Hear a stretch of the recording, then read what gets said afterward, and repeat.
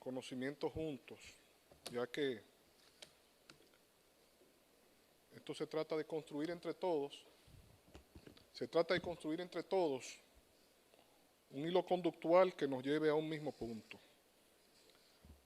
Yo aquí tengo un mapa conceptual de lo que yo voy a intentar comunicarles. ¿Estoy hablando muy bajito o ahí se oye bien? Lo subo más. Miren,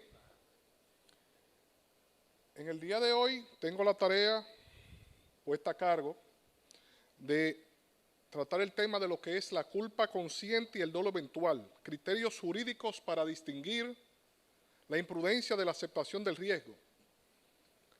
Para nosotros abordar ese tema, vamos a hacer uso de la metodología de la teoría del delito. ¿Qué es la metodología de la teoría del delito? Es un mecanismo de inferencias por medio de los cuales se construye los conectivos lógicos de lo que es lo teórico combinado con el hecho concreto. ¿Qué significa eso? Que vamos a intentar de leer la mente. ¿Es posible leer la mente? Sí, con la teoría del delito se lee la mente. Ahora bien, ¿cómo se lee la mente? Hay ciertas figuras, ciertos instrumentos por medio de los cuales el operador jurídico lee la mente criminal. Uno de ellos es la utilización de lo que yo denomino la mirada de Dios. Ese concepto de la mirada de Dios lo he puesto yo, pero los libros lo catalogan como un tercer observador objetivo de conocimientos medios, colocado ex ante y traducido al español. Eso es un sujeto que se coloca en la posición que está sentado Eliezer, con los brazos cruzados, una persona con conocimiento medio, colocado antes de que ocurra el hecho y preguntándose, si yo hubiera conocido o hubiera tenido esa información, hubiera actuado de la misma manera. Esa situación es uno de los instrumentos que utiliza la teoría del delito para interpretar lo que tiene en la mente el sujeto activo. Lo que tiene el sujeto activo del delito, tengo que aclararles, que es la persona que comete la acción constreñida con la ley. Entonces, yendo por parte,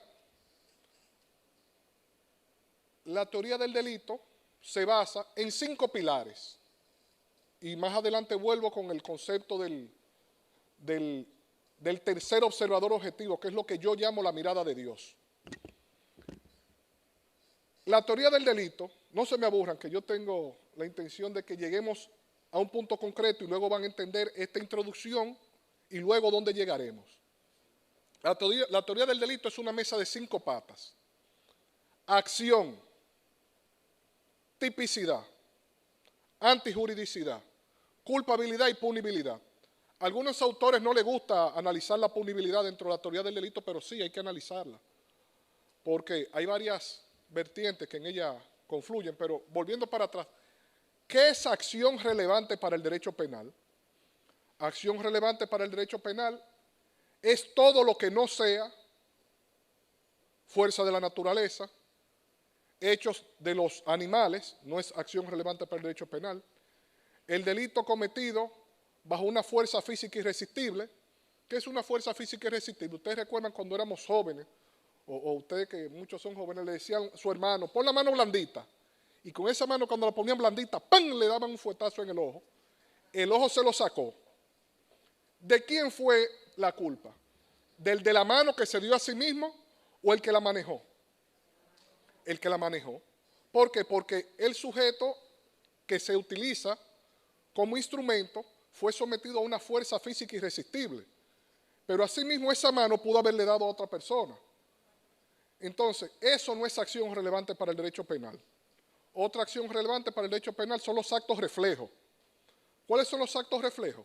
Cuando el sujeto, ustedes han visto gente que tiene maña, que tiran, son actos involuntarios, pero con esa maña puede que tumbe una persona, la persona muere, pero no es acción relevante para el derecho penal. Eso se escapa de las esferas del derecho penal.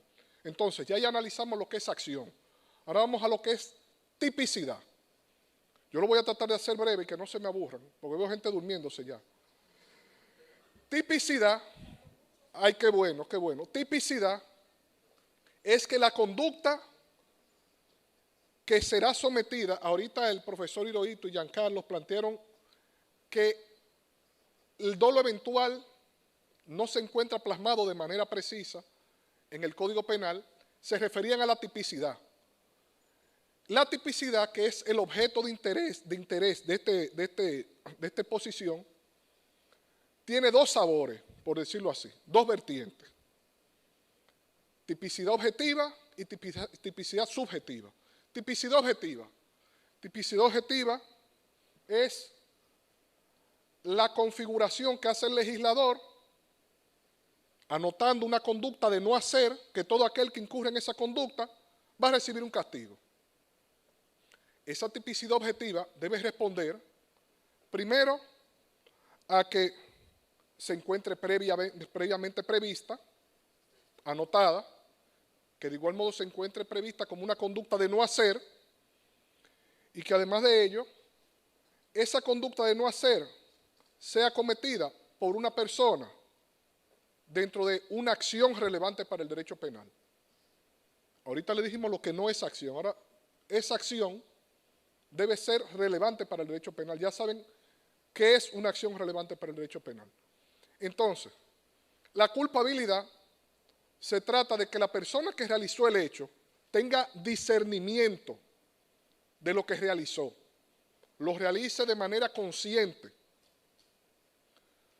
Entonces, no es culpable aquel que actúa en estado de demencia, bajo estado de consumo de sustancia controlada, aquel menor de edad por debajo de los 13 años. Y el que incurre tampoco es culpable en error de tipo invencible, gracias. Sabe de eso el hombre. Porque está el error de tipo vencible y error de tipo invencible. El que incurre en error de tipo invencible no es tampoco culpable. ¿Por qué no es culpable? Porque desconocía de manera plena los elementos del tipo. ¿Pero qué es eso? Que esa persona no sabía que eso es delito. Por ejemplo, por aquí viene una persona de la tribu Toga Toga con todos los féferes afuera. Eso se llama un factor valorativo sociológico que le retira la culpabilidad. Ese sujeto no comprende el contenido de la norma, no sabe que eso es un delito. Entonces, no puede ser culpable. Entonces, luego viene el último eslabón, que es la punibilidad, que es la sanción que le corresponde por haber incurrido en ese filtro que acabamos de establecer. Ese filtro es de lo que se trata la teoría del delito. Es un mecanismo o una metodología de realización de análisis de los hechos. ¿Qué sucede cuando no se utiliza la teoría del delito? Bueno, el juez o el abogado está actuando intuitivamente. ¿Qué significa intuitivamente? Por creencias o por juicios de valor. Pero entonces, en el día de hoy nos vamos a enfocar al tipo, mejor dicho, a la tipicidad. Y la tipicidad se encuentra, como dijimos ahorita, dividida en tipo subjetivo y tipo objetivo. El tipo objetivo ya le dijimos que es la conducta que debe ser primero tipificada, debe ser anotada por un legislador y que dicha conducta responda a los mecanismos de inferencia, que es esa conducta primeramente debe ser una acción, debe ser subsumida esa conducta en un tipo penal, o sea, en una conducta o una acción de no hacer, y que eso traiga como consecuencia su responsabilidad. Eso es tipicidad objetiva. Ahora, la tipicidad subjetiva es de lo que yo le estoy hablando, que vamos a aprender a leer la mente en el día de hoy. La tipicidad subjetiva, que es leer la mente criminal, refiere a la modulación del dolo. ¿Qué es la modulación del dolo? Entender que el dolo tiene gradualidades y dependiendo de la gradualidad le corresponde el grado de culpabilidad. Entonces, vamos a ver.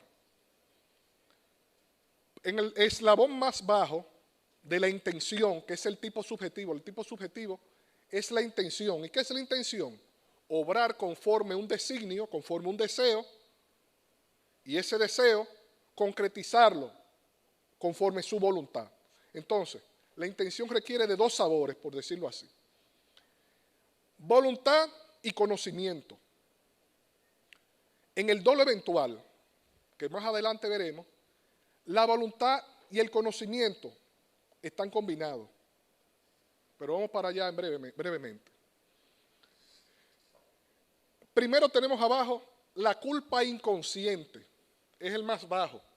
La culpa inconsciente es la no representación, o sea, la no imaginación de que el hecho o que la acción relevante para el derecho penal pudiera configurarse. ¿Qué significa eso? Que yo ahora mismo vengo y digo barriga verde, pero hay una persona que se siente ofendida cuando le dicen barriga verde. Ahí se detona.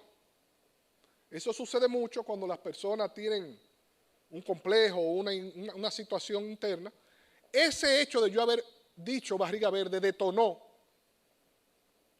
una acción de esa otra persona, pero fue de manera imprudente de mi parte, pero fue inconsciente porque no tengo la forma de preverlo. Otro ejemplo ya más aplatanado es que yo estoy montando bicicleta, me caigo a esta altura, pero yo no sabía que abajo había una persona. Y le caigo encima a esa persona y la mato. Yo no tenía cómo saberlo. Perdón. Yo no tenía cómo representar en mi pensamiento que esa persona se encontraba allá abajo. Entonces, ahí hay imprudencia inconsciente, o lo que también la normativa llama culpa inconsciente. Nosotros veremos de manera indiferente cuando hablamos de culpa y cuando hablamos de imprudencia. Cuando ustedes vean que la norma dice culpa consciente, culpa inconsciente, es lo mismo que imprudencia consciente o imprudencia inconsciente. Pero entonces ahora vamos más para arriba, viene la imprudencia consciente. La imprudencia consciente es la representación del hecho como posible, pero yo confío que por mis habilidades no va a ocurrir, porque yo soy el más bacano, yo soy el mejor. Eso sucede mucho en el tránsito. Nosotros estamos manejando a alta velocidad y las cosas pasan, porque yo soy el más talentoso y el más habilidoso, no pasó. Pero ahora viene la frontera entre lo que es el dolo eventual y la culpa. Aquí es que está la zona de conflicto, porque como tal dijo, como verdaderamente dijo el magistrado Hirohito, tanto la culpa consciente como el dolo eventual representan el hecho. O sea, lo ven, no lo quieren, no quieren que ocurra, pero hay un punto diferenciador. El elemento cognoscitivo, o sea, el conocer, no tanto el volitivo, la voluntad. En ninguno de los dos hay voluntad. Lo que sí hay es conocimiento. Entonces, vamos a ver cómo en el dolo eventual el sujeto, según las teorías, hay distintas teorías, como dijo el magistrado Hirohito, está la teoría de la representación o de probabilidad en la cual el sujeto sabe que posiblemente incurre en el delito, pero aún así le da lo mismo, acepta como posible y le da para allá, por decirlo en términos llanos. Esa es la teoría de la representación del dolo eventual. Ahora vamos a nosotros a ver la teoría, porque son unas cuantas teorías que es bueno plantearla aquí, para que ustedes miren. Ya le dije la teoría de representación o probabilidad. Vamos ahora con la teoría de la indiferencia del dolo eventual. La teoría de la indiferencia, el sujeto activo del delito, todas estas dan dolo eventual como resultado. Y después que yo plantee esto, vamos a llegar al caso concreto del jet set, para ver cómo aplica. La teoría de la indiferencia, el sujeto activo ve como probable, porque hay que diferenciar la posibilidad de la probabilidad. Posibilidad significa pudiera pasar. Probabilidad significa cuándo va a pasar. Es probable, es más que el 50% de que ocurra. Es posible, es menos del 50% que ocurra. Entonces,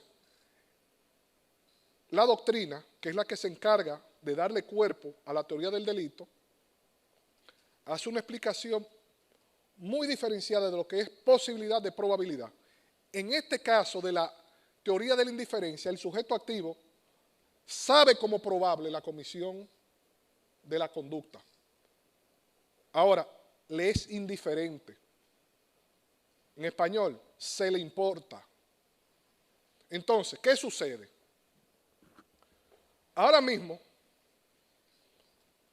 yo veo que una persona se va a caer. Como dicen por ahí, es familia tuya. Ese que me importa es dolo eventual. Se le va apareciendo algo a ustedes, ya van como conectando, ¿verdad? Vamos conectando. Entonces, luego viene, vamos a hablar ahora de la teoría de decisión contra el bien jurídico. En esa teoría de la decisión contra el bien jurídico, el sujeto activo, que ya saben que es el sujeto activo, no toma las medidas correspondientes para evitar el daño. ¿Y por qué sucede esto? Porque él prefirió aceptar las consecuencias de su conducta y recibir el resultado de lo que su conocimiento le permitía ver. También se le hace parecido alguna información. Entonces, cuando nosotros vemos la teoría de la indiferencia, que dicho sea de paso, en la teoría de la indiferencia y en la teoría de la, vamos a ver, teoría de la indiferencia, un segundito que me perdí aquí. En la teoría de la probabilidad, sí se requiere de la voluntad del autor, del actor, del sujeto activo, sí se requiere. ¿Qué significa la voluntad? El querer, el obrar conforme al querer. No solo el conocer, pero por otro lado, en la teoría de la indiferencia y en la teoría de la decisión contra el bien jurídico no se necesita la voluntad. ¿Por qué? Porque viene impregnada en el conocer. Vamos a explicar esa partecita, miren. Cuando el sujeto activo tiene conocimiento previo del caso concreto. ¿Qué significa caso concreto? Los detalles de eso. Cuando no existe la toma de decisión de acciones que reduzcan el riesgo, ya yo estoy terminando, no se me duerma. Cuando hay un beneficio obtenido en la conducta, cuando la magnitud del riesgo creado permite inferir que solamente mediante la actitud de indiferencia puede explicarse que la gente actuara con la representación y por medio de las declaraciones del sujeto activo, tanto antes como después, se construye un marco de lo que el sujeto activo está pensando. Y eso es lo que se llama la utilización de pruebas indiciarias. ¿Cuáles son las pruebas indiciarias? Las pruebas indiciarias son las que por sí solas no aportan nada, pero de manera conjunta forman un todo. Entonces, para la valoración del dolo eventual se necesita la implementación de las pruebas indiciarias. Ahora vamos a ver caso concreto, caso Yetzel. Miren, primeramente, el riesgo era conocido por el sujeto activo o por los sujetos activos. ¿Por qué? Porque esas personas encargaron un ensayo y le dijeron al ingeniero, no, para eso ahí, deja eso así. Y le avanzó solamente el 10%. Eliminaron una columna deliberadamente. Aumentaron la sobrecarga de manera progresiva del techo. Hicieron reparaciones informales. sustituyendo, empachando, por decirlo así, con saliva, porque eso no. Advertencias recibidas el mismo día, inclusive 1 hora antes de que sucediera el hecho. Y el primer herido, al que le cayó la piedra de 14 pulgadas que dijo Giancarlo, ese era el momento preciso,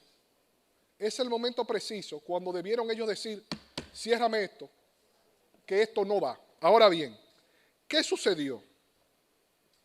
Que ellos prefirieron, a pesar de que conocían que la columna había sido eliminada, que había una sobrecarga y de todos los elementos anteriormente dichos, conocían que con alta probabilidad ese techo en algún momento se iba a caer. ¿Cuándo?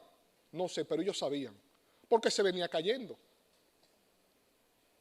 Se venía cayendo. Ahora vamos a utilizar la figura de la mirada de Dios que yo le dije inicialmente. Perdón.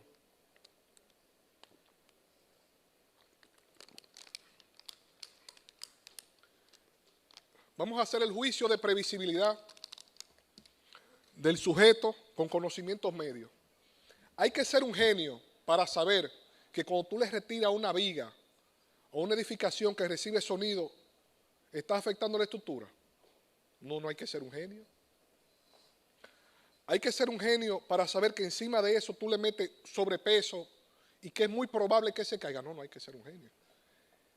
Pero que encima de eso te están diciendo que se está cayendo pedazo de bloque del techo y tú. Entonces, un sujeto en condiciones medias sabe que ese momento había que desalojar por mera supervivencia y no lo hicieron. Entonces, la indiferencia dolosa que se configura en esas actuaciones indiscutiblemente configuran la figura del dolo eventual como el tipo subjetivo del accionar de los sujetos activos del caso Yetzer. Entonces, la calificación jurídica bajo ningún concepto puede ser de homicidio involuntario. Entonces, aquí viene la pregunta el planteamiento que correctamente hace Giancarlo, que algunos dicen que el dolo eventual no se encuentra consignado en el Código Penal como una norma meramente escrita. Sin embargo, como dijo el magistrado Hirohito perfectamente, las inferencias que se realizan por los operadores jurídicos permiten perfectamente que la modulación del dolo sea realizado. ¿Por qué? Porque en este caso existe un delito de comisión por omisión. Se diferencia el delito de comisión por omisión de la omisión simple, es que en la comisión por omisión hay un deber de cuidado, un deber de garantía del sujeto activo. ¿Cuál es ese deber de garantía? Bueno, primeramente usted está dando un servicio. Ese letrero que ponen de que no somos responsables de los objetos dejados en su vehículo, eso no procede. Usted tiene un deber de garantía porque usted está lucrándose. Entonces, ese deber de garantía configura la comisión por omisión, que es el delito activo, pero a la inversa. Entonces, de igual modo, el hecho de que ellos tuvieran un conocimiento pleno y concreto de la casuística de las circunstancias, le infiere la existencia de voluntad. ¿Por qué? Porque el conocer, en este caso, complementa la voluntad. ¿Y cómo sabemos la voluntad? Mediante la corroboración periférica de sus acciones. ¿Qué es la corroboración periférica? Sumar 2 más 2, 4. Pero ven acá, él me cortó los ojos. Pero ven acá, se me puso de espalda. Pero ven acá, no me llama por mi nombre. Coño, yo no le caigo bien. Eso es corroboración periférica. No te lo tiene que decir. Eso se corrobora. Entonces, la voluntad se corrobora por el conocimiento de los elementos concretos de las circunstancias del hecho. Entonces, aquí se configura el homicidio voluntario, artículo 295, y la fórmula de la conducta se llama homicidio voluntario con dolo eventual realizado de forma de comisión por omisión desde la posición de garante. Muchas gracias, espero haberle servido de algo.